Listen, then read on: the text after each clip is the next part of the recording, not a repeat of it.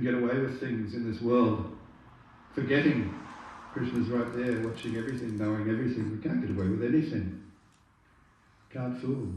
You can only fool yourself. So, in this way, we see that there is similarity between these different living entities. So Srila Prabhupada continues. The difference of the body are meaningless from the viewpoint of a learned transcendentalist. This is due to their relationship with the Supreme. For the Supreme Lord, by his plenary portion, as Paramatma, is present in everyone's heart. Such an understanding of the Supreme is real knowledge. As far as the bodies are concerned, in different castes or different species of life, the Lord is equally kind to everyone, because he treats every living being as a friend, yet maintains himself as Paramatma, regardless of the circumstances of the living entities. This is another dilemma that people have. They think, well, if God is equal to everyone, why are some people suffering, some people happy? We see so much difficulties in this world. But this is our own doing. Krishna is equal to everyone, but just as a high court judge, for example, is equal to everyone, but still he has to reward or punish according to the crime or according to the innocence or guiltiness of the person. Or just another example is a father or mother. They may be equal to everyone, but they have special inclination toward looking after their own children. So Krishna is equal to everyone, but he is specially inclined toward those who worship him, to reciprocate with him. It's described in chapter 9:29, Sanoham Sarvabhutishu Namijvesho Sanapriya Yevanaditambu Mukhya Maitidesha Chatyaham. Krishna says, I envy no one, nor am I partial to anyone. I'm equal to all. But whoever renders service unto me in devotion is a friend, is in me, and I am also a friend to him. So Krishna is equal to all, but he is still especially inclined toward his devotees. It's a natural thing. Krishna is the Supreme Person. Nevertheless, he is a person, and he reciprocates like a person with other persons, just like anyone else does, except he is the Supreme Person. Srila Prabhupada continues, he treats every living being as a friend, yet maintains himself as Paramatma, regardless of the circumstances of the living entities. The Lord as Paramatma is present both in the outcast and in the Brahmana, although the body of a Brahmana and that of an outcast are not the same. The bodies are material productions of different modes of material nature, but the soul and the supersoul within the body are of the same spiritual quality. The similarity in the quality of the soul and the supersoul, however, does not make them equal in quantity, for the individual soul is present only in that particular body, whereas the Paramatma is present in each and every body. A Krishna-conscious person has full knowledge of this, and therefore he is truly learned and has equal vision.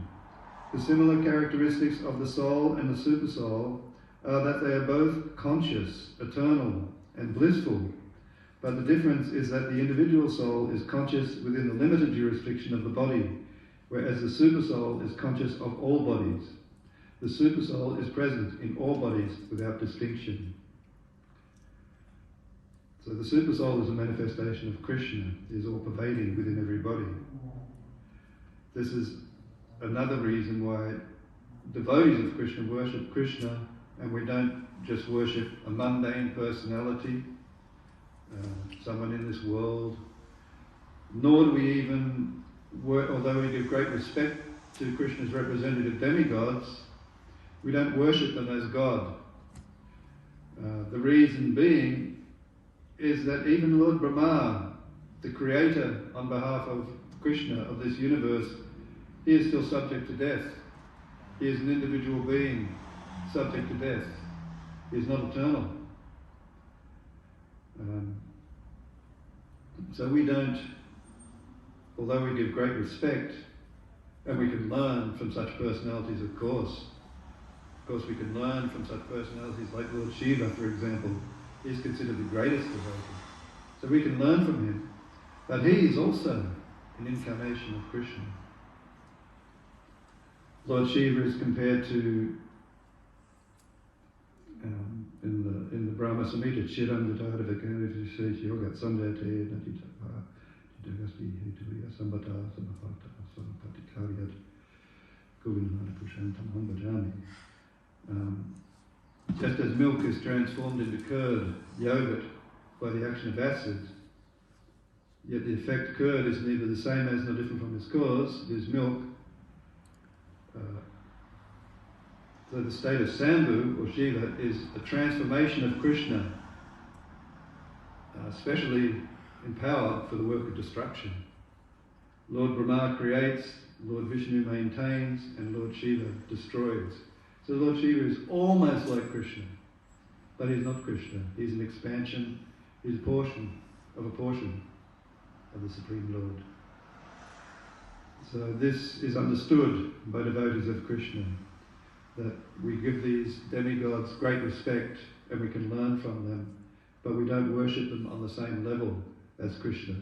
This is considered an offence, actually, to put them on the same level.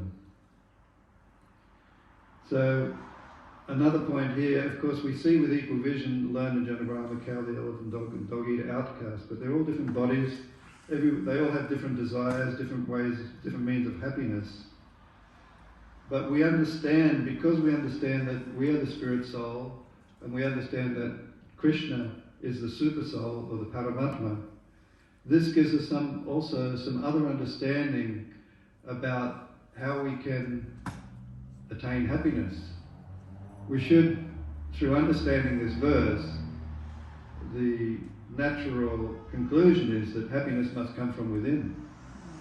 If we are not the body, the senses are external. Of course, there's happiness and distress in this world, but people generally look externally to try and gratify through the eyes or through the nose or through the ears, through the skin, etc., try to gratify themselves, satisfy the mind, satisfy the senses, and gratify like that. It's a type of happiness, but that's material happiness. It's very, very limited, and it's limited only to this body. Whereas, because we are actually spirit soul, and because Lord Krishna is the super soul with us, we can understand that real happiness comes from within. Real peace comes from within. We all want peace, but without understanding who we are, for a start, how can there possibly be peace? We see in this world people fighting just based on religion or skin colour or nationality or something like that, fighting over these external symptoms of the body.